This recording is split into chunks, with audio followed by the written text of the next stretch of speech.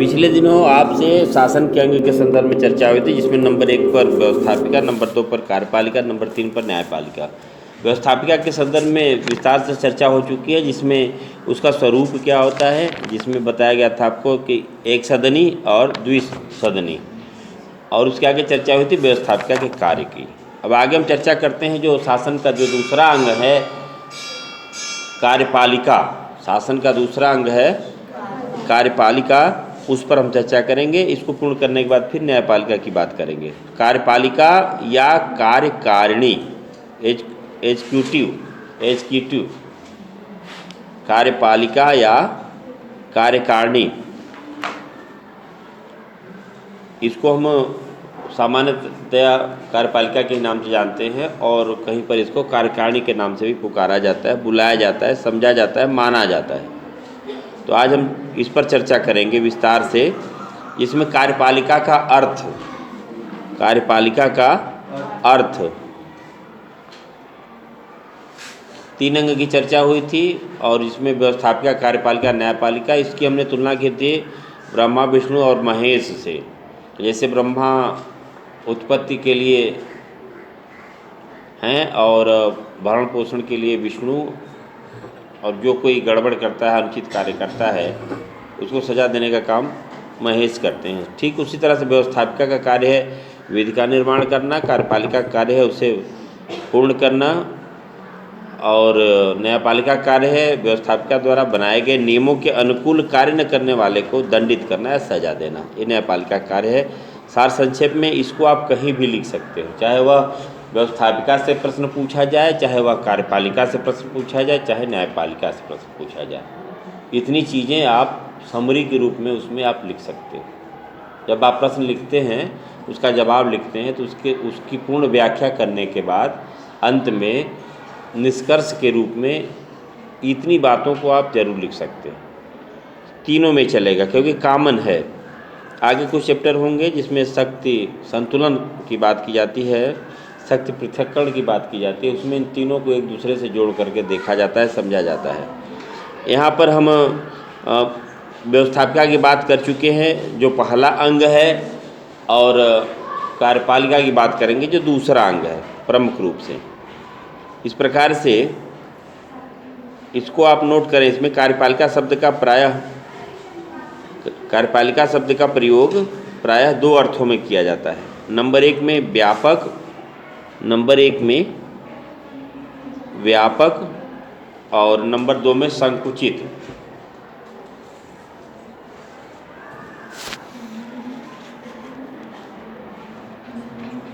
कार्यपालिका शब्द का प्रयोग 2 रूप में लोग करते हैं, एक व्यापक है, दूसरा संकुचित। प्रायः प्रत्येक शब्दों के साथ ऐसा ही होता है। सामान्य जनता उसका अपना कुछ अलग अर्थ लगाती है, जबकि वास्तव में उसका अर्थ कुछ और भी होता है। और अध्ययन के दृष्टिकोण से दोनों ही बातें समझ में आनी चाहिए कि व्यापक में क्या है और संकुचित में क्या है। अब जैसे व्यापक अर्थ में हम इसको लेंगे, कार्यपालिका के अंतर्गत शासन के वे सब पदाधिकारी आते हैं जो व्यवस्थापिका द्वारा निर्मित राज्य के कानूनों को क्रियान्वित करते हैं। ठीक है ना, ये व्यापक अर्थ है। शासन के वे सब पदाधिकारी आते हैं जो व्यवस्थापिका द्वारा निर्मित राज्य के कानूनों को कार्यान्वित करते हैं। पहले भी हमने चर्चा किया, व्यवस्थापिका कार्य है विधि का निर्माण करना, कार्यपालिका कार्य जो विधि बनी हुई है, जो नियम बना हुआ है, उसके अनुरूप कार्य को संपादित करना, कार्य को पूर्ण करना, यह कार्य है कार्यपालिका का। दूसरे शब्दों में इसके अंतर्गत राष्ट्रपति से लेकर छोटा से छोटा गांव का चौकीदार भी आ जाता है। राष्ट्रपति से लेकर के जो गांव का चौकीदार है वह भी उसमें आ जाता है। ठीक है ना, सार संक्षेप में आप जान लो। सीधी सी बात, व्यवस्थापिका मन स्थित है और अब कार्यपालिका कर्म की स्थिति है। किसकी स्थिति है? कर्म की स्थिति है। तो इसमें कर्म को करने के लिए राष्ट्रपति से लेकर के भारत का प्रथम नागरिक कौन होता है? राष्ट्रपति, जो भी राष्ट्रपति होगा उसको कहा जाता है कि वो भारत का प्रथम नागरिक है। जो भी होगा उसे यह सम्मान हमारे संवैधानिक ढांचे में दिया गया है। और जब हम यहाँ चर्चा करते हैं कार्यपालिका की, तो पूरे संसार, पूरे विश्व को रख कर के ख्याल में हम इसकी चर्चा करते हैं। अगर हम राष्ट्रपति से लेकर चौकीदार की बात करें, तो अगर हम नीचे चलते हैं तो इसमें भी विभिन्न इकाइयाँ हैं। शासन का हर गांव में प्रतिनिधित्व करने का काम चौकीदार करता है। कभी कोई घटना हो जाती है, दुर्घटना हो जाती है, या किसी बात की जानकारी लेनी होती है, तो शासन के लोग चौकीदार को बुलाते हैं या चौकीदार से मिलते हैं, उससे विस्तार से जानकारी लेते हैं। सीधी सी बात कि आपकी जो गांव में वो अमुक घटना घटी थी, तो आखिरकार वह क्या थी, कैसे थी, उसे पता है बताएगा, नहीं पता है नहीं बताएगा। और सीधी सी बात, कुछ घटनाएं ऐसी होती हैं जो गांव में घट गई और उसकी सूचना संबंधित विभाग को नहीं मिल पाती, तो चौकीदार का भी यह कर्तव्य बनता है कि उसकी वह सूचना जिम्मेदार तक दे, ताकि जरूरी कार्रवाई हो सके। यह कार्य होता है चौकीदार का, ठीक है ना। चौकीदार का सबसे छोटी इकाई है। अब सामान्य तौर पर इतना जान लो, जब हम लोग प्रशासन, कोई चैप्टर इसमें तो है नहीं, आगे कक्षाओं में जाओगे तो आपको पढ़ने के लिए मिलेगा, जिसमें ग्राम स्तर पर, गांव स्तर पर, ग्राम स्तर पर चौकीदार है। फिर उसके बाद उससे जो पद है जिसको सचिव बोलते हैं या ग्राम विकास अधिकारी बोलते हैं, उसको बोलते हैं video, village development officer. Video, village development officer, चौकीदार, उसके बाद ग्राम विकास अधिकारी, ये क्रम बनता है। और कार्यपालिका में ज्वाइंट चलता है, संयुक्त रूप से ऐसे पदों का चयन होता है जिसमें कार्यपालिका में काम करने वालों की उम्र 58 साल हो सकती है, 60 साल हो सकती है, 62 साल हो सकती है। चयन करने का जो तरीका है विभिन्न परीक्षाओं के माध्यम से। दूसरी तरफ वे जनप्रतिनिधि भी होते हैं जिनको आम जनता चुनती है। वे जनप्रतिनिधि भी हैं जिनको आम जनता चुनती है, अपने मत के माध्यम से उनका निर्वाचन करती है। इन दोनों के संयुक्त ज्वाइंट प्रयास से ही कार्यपालिका पूर्ण कार्य कर पाती है। नीति निर्धारित करने का काम जो निर्वाचित प्रतिनिधि हैं वे करते हैं, और उनके द्वारा निर्धारित नियम, नीति या तरीके या व्यवस्था को क्रियान्वित करने का काम वे प्रशासन से जुड़े हुए जो कर्मी हैं वे करते हैं। कर्मी में 4 तरह के होते हैं, है ना। प्रथम, द्वितीय, तृतीय, चतुर्थ, ये श्रेणी है। प्रथम श्रेणी के, और द्वितीय श्रेणी के, और तृतीय श्रेणी के, और चतुर्थ, 4 श्रेणी के कर्मचारी होते हैं। इस पर कभी समय मिलेगा तो विस्तार से चर्चा करेंगे। इतना बस आप ये जानते रहो कि यह प्रारूप है। अब चौकीदार से ऊपर आप जाएंगे तो वीडियो है, विलेज डेवलपमेंट ऑफिसर, और उसके बाद आप लेखपाल भी आपने देखा होगा, समझा होगा। उसके ऊपर आप जाएंगे तो कानूनगो भी है, और उसके ऊपर जाने के बाद नायब तहसीलदार है। नायब तहसीलदार के ऊपर जाने के बाद तहसीलदार है। तहसीलदार के ऊपर जाने के बाद उप जिलाधिकारी है। उप जिलाधिकारी के ऊपर जाने के बाद अपर जिलाधिकारी है। फिर उसके बाद विभिन्न विभागों के प्रमुख अधिकारी हैं, जैसे जिला पंचायत राज अधिकारी हैं, मुख्य विकास अधिकारी हैं। इसी तरह से सैकड़ों विभाग हैं सरकार के जिसके प्रमुख हैं, और इसके ऊपर बैठता है जिलाधिकारी। यह सामान्य प्रक्रिया हो गई। उसी में पुलिस व्यवस्था को संचालित करने के लिए निचले स्तर से गांव में लगभग हर गांव से कोई न कोई होमगार्ड भी होता है। फिर उसके बाद हर थाने में सिपाही होते हैं। सिपाही से ऊपर दीवान है। दीवान के ऊपर सब इंस्पेक्टर, उप निरीक्षक हैं। इसके बाद इंस्पेक्टर हैं। इंस्पेक्टर से ऊपर जाने के बाद फिर आपका कोतवाल हो सकते हैं, पुलिस उपाधीक्षक हो सकते हैं, अपर पुलिस अधीक्षक हो सकते हैं, फिर पुलिस अधीक्षक हो सकते हैं। ये जनपद की कार्यपालिका का यह प्रमुख भाग है। यह तो हो गया अधिकारियों का चयन, कर्मचारियों का चयन, जो प्रथम श्रेणी से लेकर चतुर्थ श्रेणी के हो सकते हैं। दूसरी तरफ ये निर्वाचित प्रतिनिधि, जैसे ग्राम स्तर पे आओगे तो ग्राम पंचायत सदस्य है, उसके ऊपर चलेंगे आप तो ग्राम प्रधान है, इसी बीच से क्षेत्र पंचायत सदस्य भी चुने जाते हैं और क्षेत्र पंचायत सदस्य ही ब्लॉक प्रमुख का चयन करते हैं। और इससे ऊपर जाने के बाद जो जिला पंचायत सदस्यों का चुनाव होता है, जिला पंचायत सदस्य आपका जिला पंचायत अध्यक्ष का निर्वाचन करता है। इसके ऊपर जाने के बाद ये ग्राम क्षेत्र की बात हो गई। नगर में आएंगे तो टाउन एरिया है, इसके ऊपर जाएंगे तो नगर पालिका है, और आगे जाएंगे तो नगर महापालिका है। इनका चयन होता है। इन दोनों की तरफ से फिर आगे के डेवलपमेंट के लिए विधायक चुने जाते हैं, सांसद चुने जाते हैं, जो देश की सबसे बड़ी पंचायत संसद तक पहुंचते हैं। लोकसभा है, राज्यसभा है, प्रांतों में विधानमंडल है। यह पूरी एक चैनल है, पूरा एक चैन है नीचे से ऊपर तक। इस चैन में सभी लोग एक दूसरे से जुड़े हुए हैं। इसलिए इस प्रकार की चैन है डेवलपमेंट की कि सब एक दूसरे से जुड़ करके एक दूसरे का सहयोग करते हैं, उस कार्य को संपादित करते हैं। कार्यपालिका में यह दोनों आते हैं।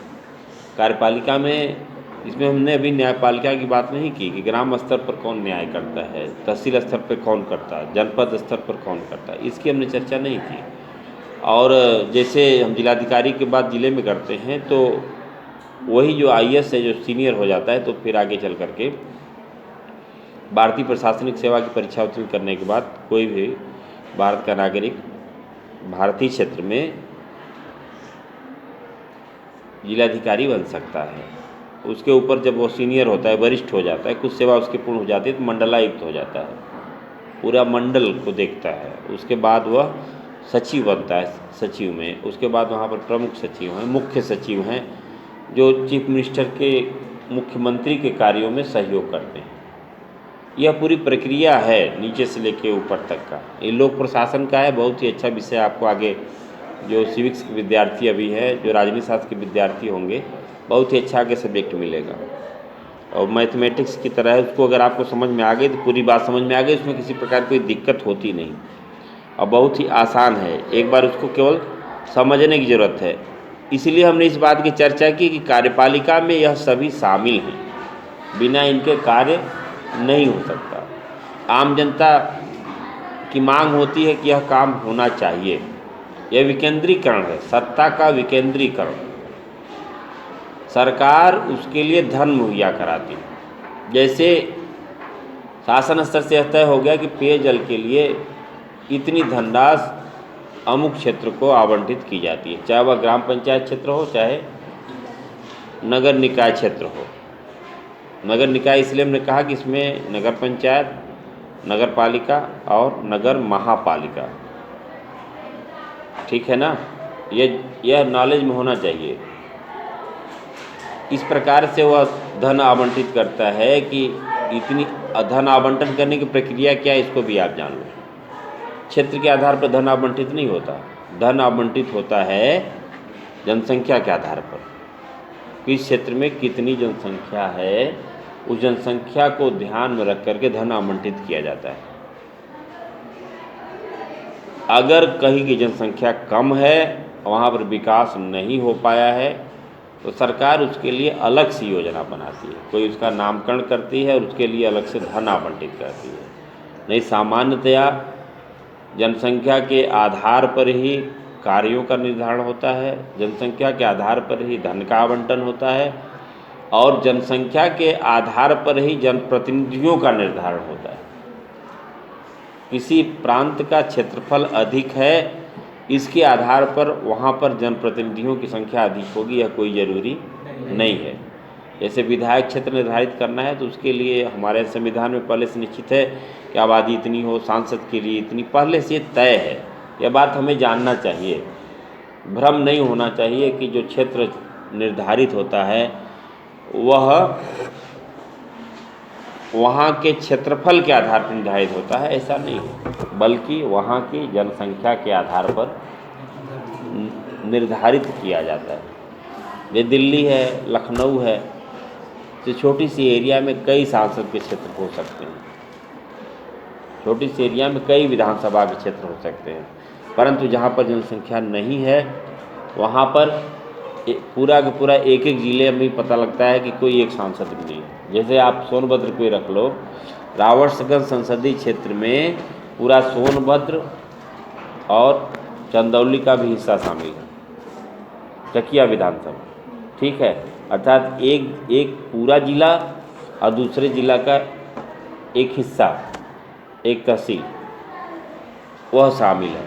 इसके पहले क्या था कि पूरा सोनभद्र और मिर्ज़ापुर का आधा हिस्सा रावटसगंज संसदीय क्षेत्र में शामिल था। आप आश्चर्य करोगे कि रावटसगंज संसदीय क्षेत्र जो पहले था वह लगभग हरियाणा प्रदेश जैसा था।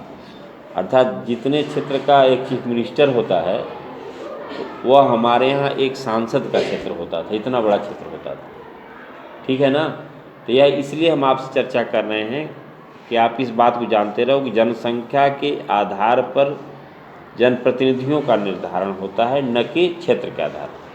ये क्लियर हो गया? ये बात आपके समझ में आनी चाहिए। फिर हम आगे चलते हैं इसमें। इसलिए हमने इसमें चर्चा कर ली कि ताकि आपको पता रहे कि कार्यपालिका आखिरकार होता क्या है, जो कार्य करने वाले लोग हैं वे हैं कौन, यह हमें मालूम होना चाहिए।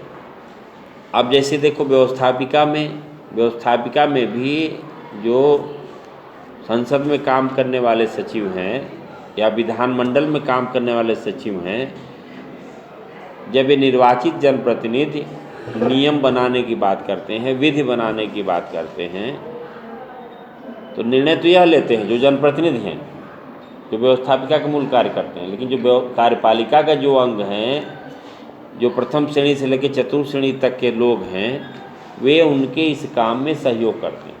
वे बताते हैं कि यह जो नियम है, पहले से जिस नियम की बात आप कर रहे हैं, पहले से हमारे यहाँ भारतीय संविधान में इस तरह से दिया गया है।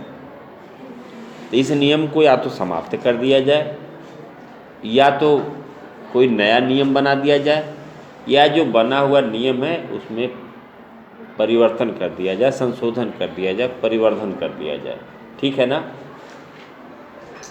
इसकी जानकारी उनको है क्योंकि उन्होंने उन परीक्षाओं को पास करके, उन परीक्षाओं को उत्तीर्ण करके वे उन पदों तक बैठे जो कार्यपालिका के प्रमुख अंग हैं।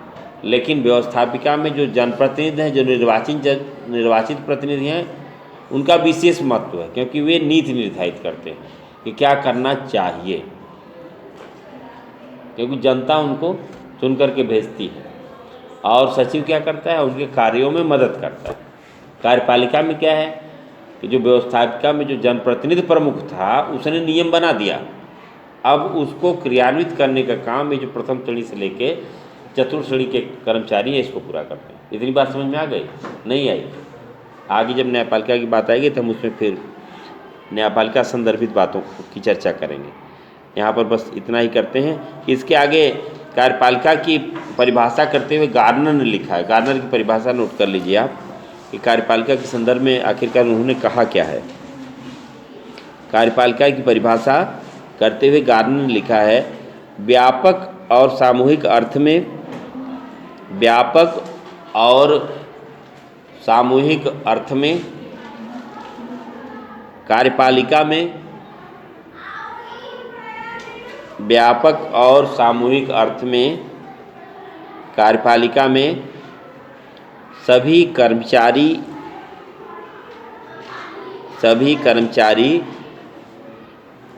या संस्थाएं आ जाती हैं। सभी कर्मचारी या संस्थाएं आ जाती हैं जिनका संबंध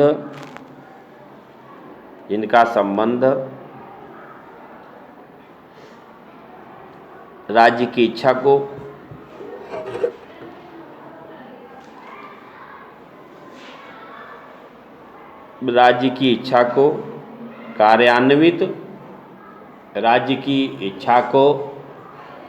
कार्यान्वित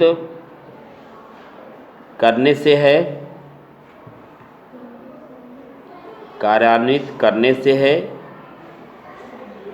जो कानून के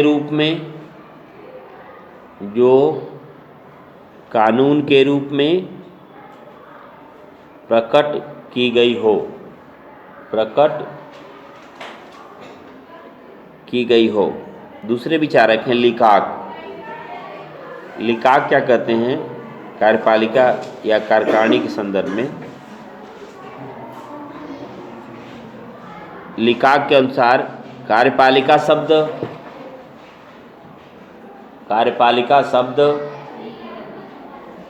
का प्रयोग, कार्यपालिका शब्द का प्रयोग सरकार के उन अधिकारियों के लिए किया जाता है, सरकार के उन अधिकारियों के लिए किया जाता है जिनका कार्य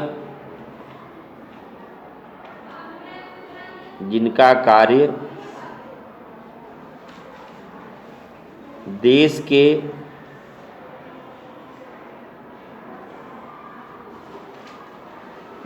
के कानून को कार्यान्वित करना होता है, देश के कानून को कार्यान्वित करना होता है। वैसे जो आपने जो परिभाषा लिखी है इसमें इसका भी अर्थ संकुचित ही है, व्यापक नहीं है। व्यापक अर्थ समझने के लिए हम आगे अभी चलेंगे, उसकी चर्चा करेंगे। सामान्य तौर पर आपको ये चीज़ें महसूस हो गई होंगी, पता लग गया होगा। अब आगे आइए आप, कार्यपालिका के प्रकार। यह तो परिभाषा हो गई, सामान्य सी चीज़ें आपको बता दी गई।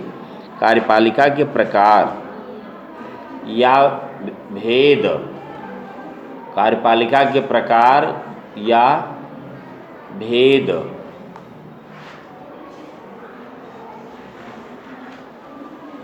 नंबर 1 लिखिए इसमें। नंबर 1, नाम मात्र और वास्तविक कार्यपालिका। नाम मात्र और वास्तविक कार्यपालिका।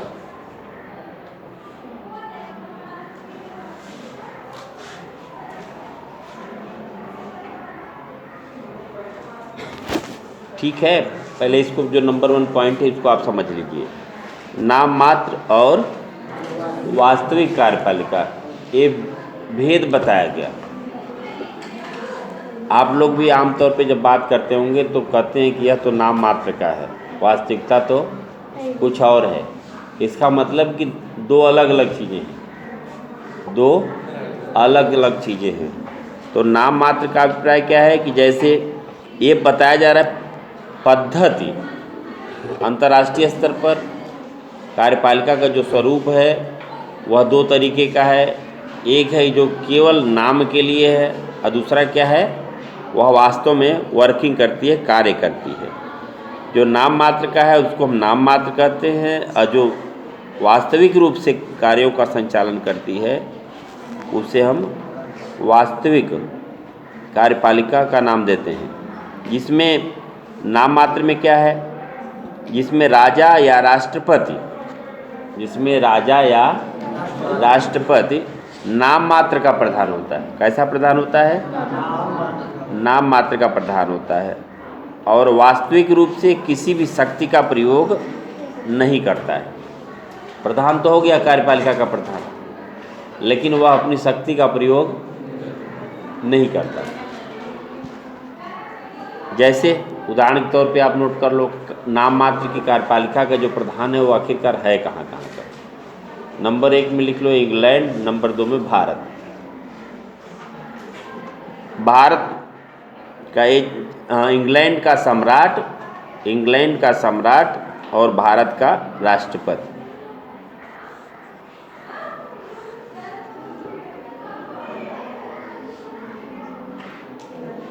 ये बात क्लियर हो गई ना? कार्यपालिका का प्रधान भारत में कौन है? राष्ट्रपति है। कौन है? राष्ट्रपति है। परंतु भारतीय संविधान में केवल एक स्थान को छोड़ करके प्रधानमंत्री की नियुक्ति के मामले में, अन्यथा सभी स्थानों पर, इसके अलावा अन्य सभी स्थानों पर राष्ट्रपति वही कार्य करेगा जो मंत्रिपरिषद सलाह देगी। इससे आप समझ सकते हैं कि जो भारत का राष्ट्रपति है या इंग्लैंड का सम्राट है वह नाम मात्र का है। क्यों? क्योंकि मंत्रिपरिषद जो सलाह भारत के राष्ट्रपति को जो मंत्रिपरिषद सलाह देती है उसी कार्य को राष्ट्रपति द्वारा किया जाता है। ठीक है, इतनी बात समझ में आ गई।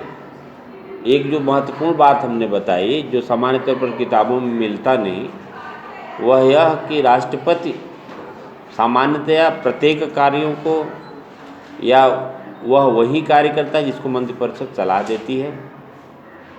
भारतीय संविधान में एक स्थान पर उसमें लिखा है वह बहुमत दल के नेता को या अपने विवेक से, बहुमत दल के नेता को या वह अपने विवेक से, विवेक शब्द का प्रयोग हुआ है, एक गाइडलाइन है उसमें। ऐसा नहीं कि अपने मर्जी से किसी को कर देगा। आधे से अधिक जिसे भी समर्थन प्राप्त है लोकसभा में उसे वह प्रधानमंत्री नियुक्त करेगा। पहले नियुक्त करता है, उसके बाद शपथ ग्रहण होता है। पहले शपथ ग्रहण, उसके बाद नियुक्ति नहीं, पहले नियुक्ति उसके बाद शपथ ग्रहण। और उसे समय दिया जाता है कि आप इतने समय में अपना बहुमत सिद्ध करिए। बहुमत का अभिप्राय आप जानते हैं, आधे से अधिक और अल्पमत आधे से कम। तो जिसे उसे यह लगता है कि यह जो भारत का नागरिक है जिसके अंदर संसद के सदस्य बनने की योग्यता है, वह चाहे संसद सदस्य हो या न हो, उसके समर्थन में लोकसभा के आधे से अधिक लोग हैं तो उसे राष्ट्रपति प्रधानमंत्री नियुक्त कर सकता है। यह कोई आवश्यक नहीं कि वह लोकसभा या राज्यसभा के किसी सदन का सदस्य हो, वह बाद में भी सदस्य हो सकता है। इसलिए इसको कहा गया नाम मात्र का। एक बार कांग्रेस की हुकूमत में राजीव गांधी चुनाव प्रचार के दौरान उनकी हत्या हो जाती है। करीब करीब आधे चुनाव लोकसभा के हो चुके थे। उसके बाद चुनाव पूर्ण होता है, जो शेष चरण के चुनाव रहते हैं।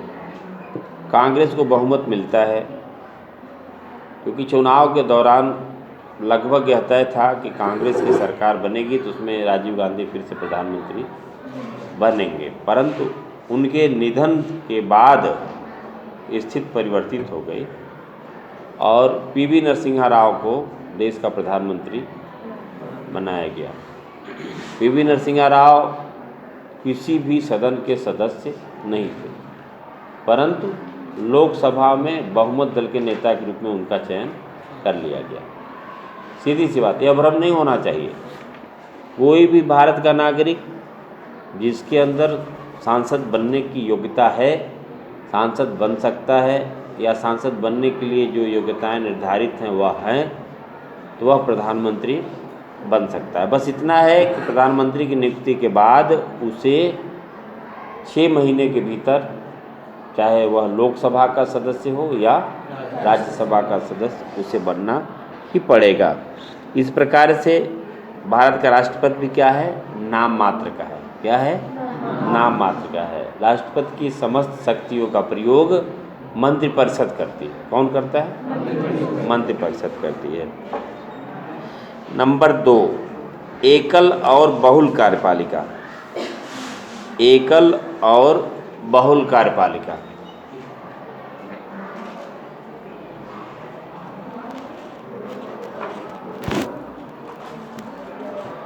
एकल कार्यपालिका का उदाहरण लिख सकते हैं अमेरिका।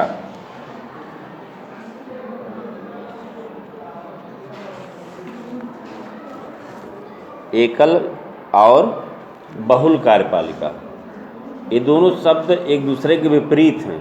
एकल का अभिप्राय किसी एक के हाथ में, बहुल का अभिप्राय एक से अधिक लोगों के हाथ में। एक से अधिक का अभिप्राय 2 या 2 से अधिक। तो जो बहुल कार्यपालिका है उसका उदाहरण नोट कर लीजिए, स्विट्जरलैंड। Switzerland Switzerland. जैसे अमेरिका में एकल में एक व्यक्ति हो गया, ठीक है। और स्विट्जरलैंड में कार्यपालिका की शक्तियां 7 सदस्यों के भीतर निहित होती हैं। कितने? 7। यह हो गया बहुल कार्यपालिका, जो कार्यपालिका का स्वरूप है। नंबर 3, संसदात्मक और अध्यक्षात्मक कार्यपालिका। संसदात्मक और अध्यक्षात्मक कार्यपालिका।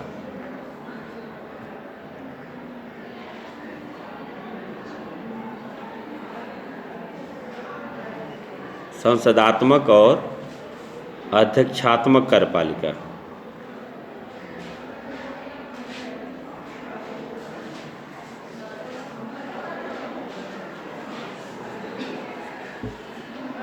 संसदात्मक और अध्यक्षात्मक कार्यपालिका। संसदात्मक कार्यपालिका उस कार्यपालिका को कहते हैं जिसमें वास्तविक कार्यपालिका अपने समस्त कार्यों एवं नीतियों के लिए विधानमंडल के प्रति उत्तरदायी होती है। ऐसी कार्यपालिका भारत और इंग्लैंड में है, ठीक है ना। दूसरी तरफ जहाँ कार्यपालिका विधानमंडल के प्रति उत्तरदायी नहीं होती, अर्थात विधानमंडल के नियंत्रण से स्वतंत्र है, वहाँ अध्यक्षात्मक कार्यपालिका होती है। ऐसी कार्यपालिका अमेरिका में, ठीक है ना। तो संसदात्मक कार्यपालिका का उदाहरण आप भारत और इंग्लैंड को लिखेंगे। संसदात्मक भारत और इंग्लैंड, और अध्यक्षात्मक कार्यपालिका के लिए अमेरिका। अगला है नंबर 4, पैतृक और निर्वाचित कार्यपालिका। पैतृक और निर्वाचित कार्यपालिका।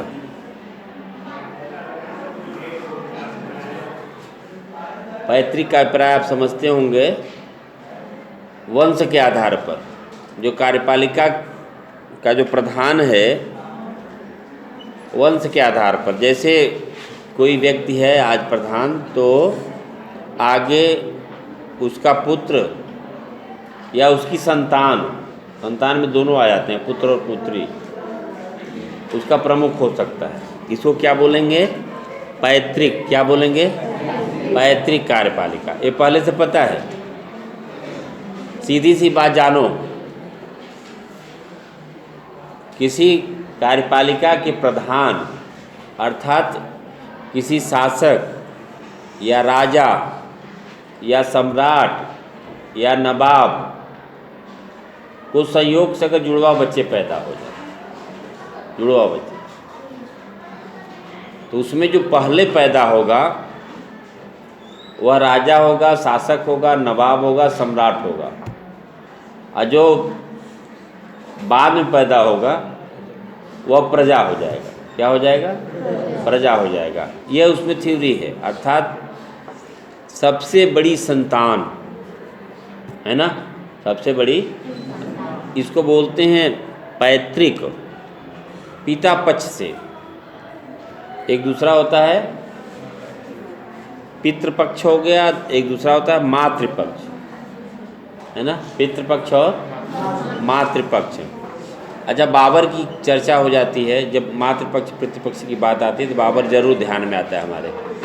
आखिरकार बाबर का जो वंश तय हुआ उसमें पितृपक्ष के मातृपक्ष, किस पक्ष के आधार पर बाबर को यह कहा जाता है कि यह मुगल है, जो मुगल कहा गया उसको, तो किस आधार पर कहा गया? पितृपक्ष के आधार पर कि मातृपक्ष? मातृपक्ष के आधार पर, है ना।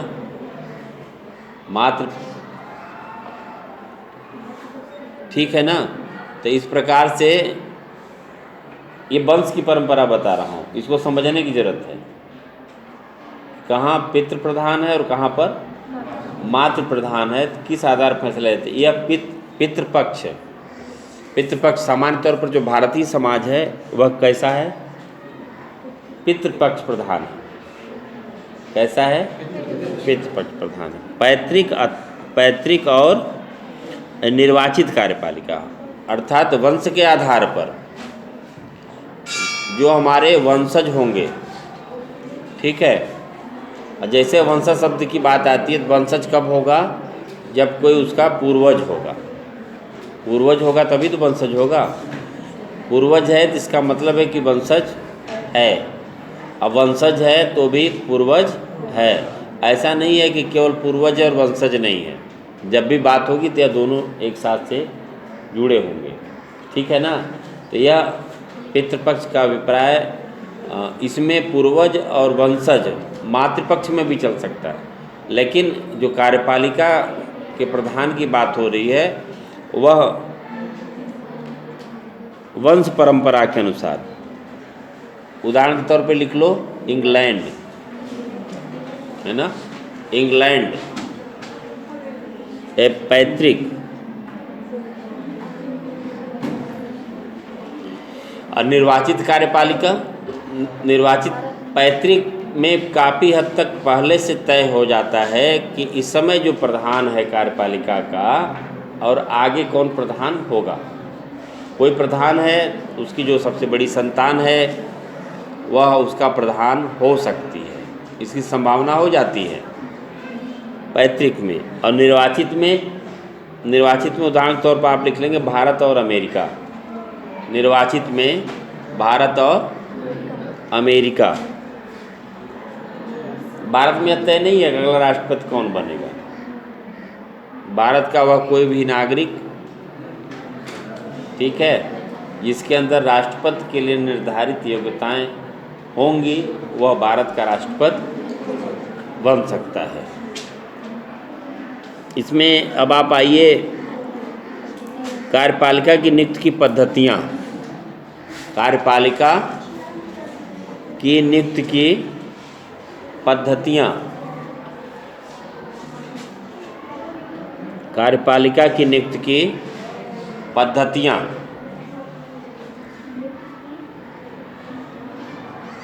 नंबर 1, वंशानुगत पद्धति।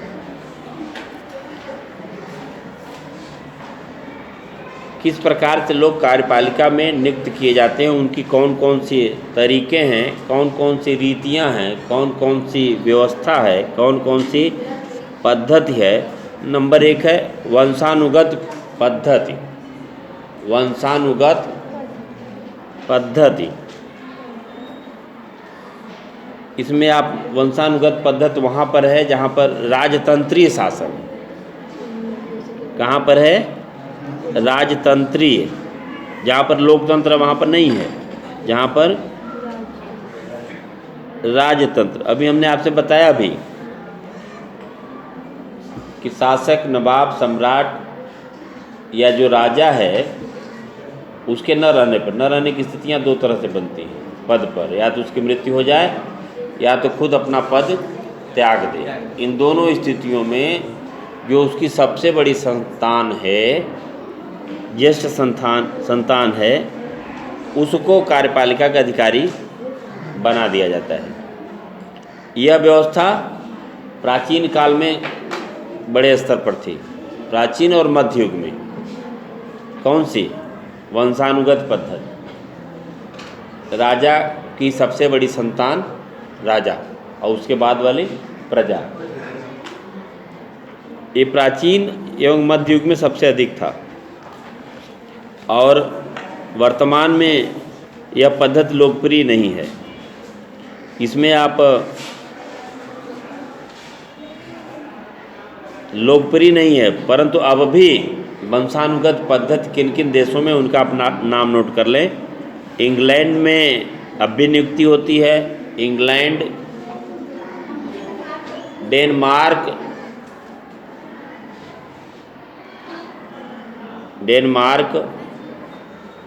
स्वीडन,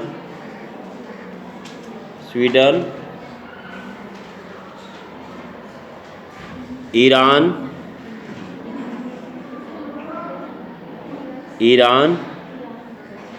नार्वे,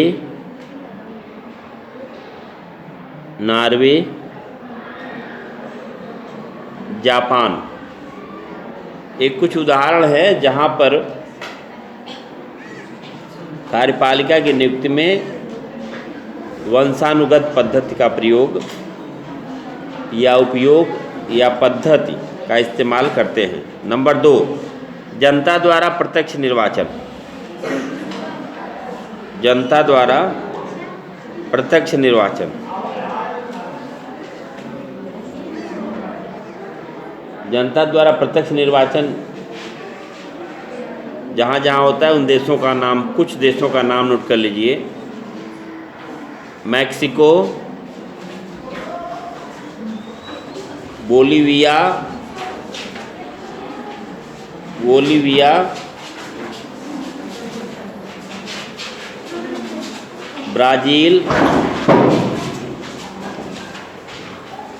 ब्राज़ील, पेरू, इन स्थानों पर राष्ट्रपति को सर्वसाधारण जनता निर्वाचित करती है। जिन स्थानों की बात हुई, अर्थात प्रत्यक्ष रूप से वहाँ जो कार्यपालिका का प्रधान है वहाँ की जनता उसे निर्वाचित करती है।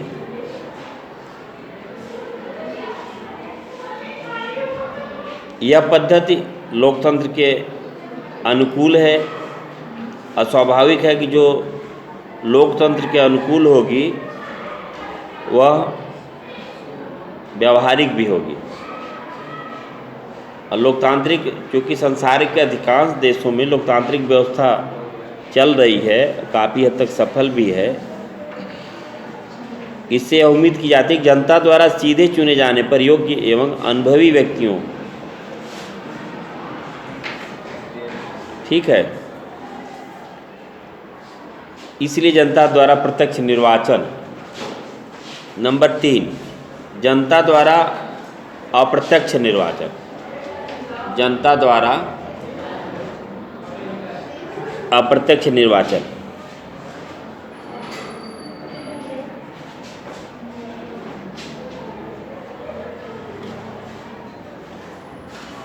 उदाहरण के तौर पर लिख लेंगे इसमें अमेरिका और भारत, जनता द्वारा अप्रत्यक्ष निर्वाचन। अमेरिका और भारत में जनता सीधे राष्ट्रपति को नहीं चुनती, परंतु जनता जिन प्रतिनिधियों का चुनाव करती है वही प्रतिनिधि राष्ट्रपति का चुनाव करते हैं। इसलिए माना गया कि भारत में राष्ट्रपति या कार्यपालिका का जो प्रधान है, इससे हम अप्रत्यक्ष निर्वाचन, जो राष्ट्रपति का चुनाव है उसमें जो नियम है, जो पद्धति है, जो तरीका है, उसे हम कहते हैं आनुपातिक प्रतिनिधित्व प्रणाली, एकल संक्रमणीय मत पद्धति। यह अप्रत्यक्ष है, प्रत्यक्ष नहीं है। क्या है? अप्रत्यक्ष है। नंबर 4, व्यवस्थापिका द्वारा निर्वाचन। व्यवस्थापिका द्वारा निर्वाचन।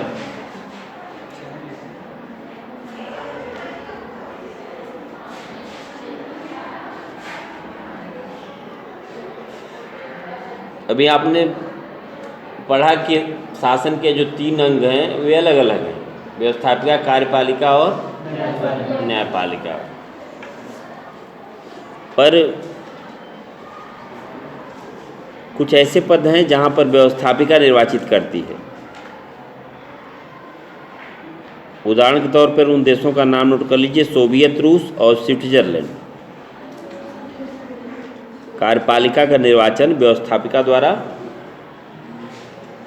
संसार के कुछ देश हैं जहाँ पर यह सोवियत रूस और स्विट्जरलैंड।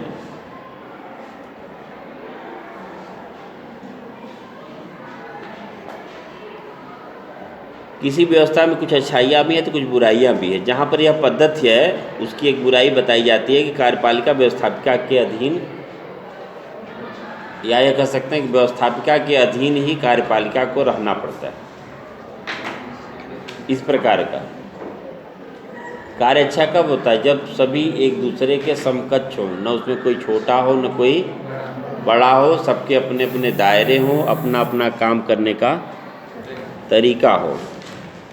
एक और पांचवा है कार्यपालिका द्वारा मनोनयन। कार्यपालिका द्वारा मनोनयन।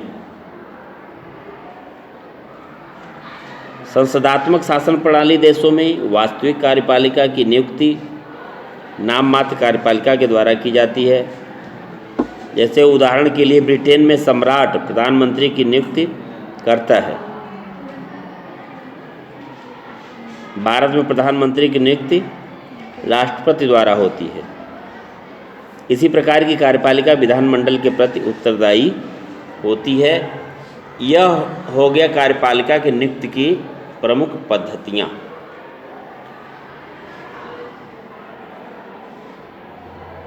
और हम अगले दिन देखेंगे कार्यपालिका के जो आवश्यक गुण हैं उनकी हम चर्चा करेंगे।